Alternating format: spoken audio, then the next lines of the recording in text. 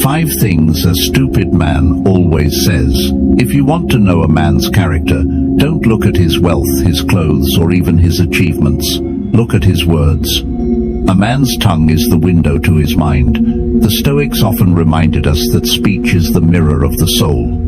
And just as rotten fruit reveals the health of the tree, careless words reveal the weakness of the mind.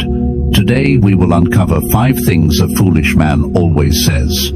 These are phrases that strip away the mask and reveal ignorance, arrogance, and insecurity. If you recognize these words in yourself, it's a call to change. If you hear them from others, it's a warning of who you're dealing with. 1. It's not my fault. The first cry of a weak man is always blame. Whenever life challenges him, his instinct is not reflection but accusation. He points the finger at fate, at society, at his family, or at luck, anything but himself.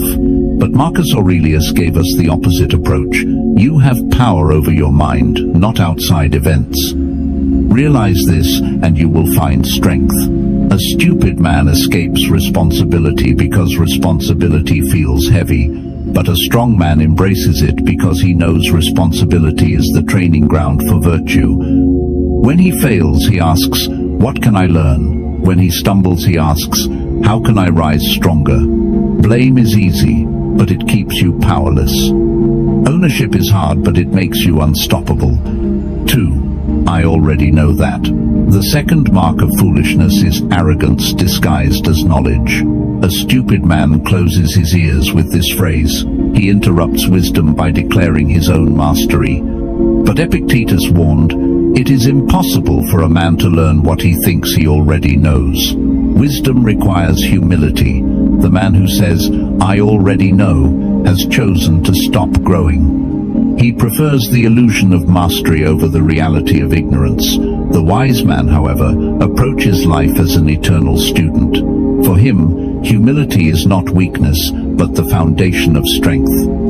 As Socrates, whom the Stoics admired, said, "The only true wisdom is in knowing you know nothing." 3. That's impossible. The third phrase reveals defeat before the battle even begins. To the stupid man, challenges look like walls. He convinces himself that some things are beyond reach, not because they truly are, but because he is unwilling to suffer the discipline required. Seneca reminded us, it is not because things are difficult that we do not dare. It is because we do not dare that they are difficult. The wise man knows that most impossibilities are simply limits of imagination. To the coward, effort feels meaningless. To the Stoic, effort is meaning itself. 4. I don't care. The fourth phrase seems harmless, but it betrays deep weakness. Now the Stoics did teach us about indifference, but their indifference was noble, a detachment from wealth and fame. When a foolish man says, "I don't care," he is hiding his fear of effort and his lack of purpose. Epictetus made a distinction. Some things are within our control, others are not. The wise man does not care about what lies outside his control, but he cares deeply about his choices, his character, and his integrity. The fool uses "I don't care" as an escape from duty. The Stoic uses it as liberation from illusions. 5. What's in it for me?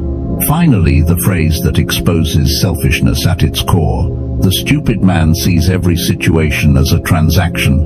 He weighs every act by personal gain. But Marcus Aurelius reminded us of a greater truth. What is not good for the beehive cannot be good for the bee. Life is not about endless taking, but about what you give to the whole. A wise man seeks contribution, not exploitation. He understands that a meaningful life is measured not by what you possess, but by who you become through service. The Stoics remind us that words are not just sounds, they are habits of thought made audible. A stupid man exposes his weakness through his speech. A wise man, guided by philosophy, speaks with humility, responsibility, and virtue. Changing your words can change your destiny, because when your language rises, your character follows. Let us walk together on the path of strength, discipline, and peace.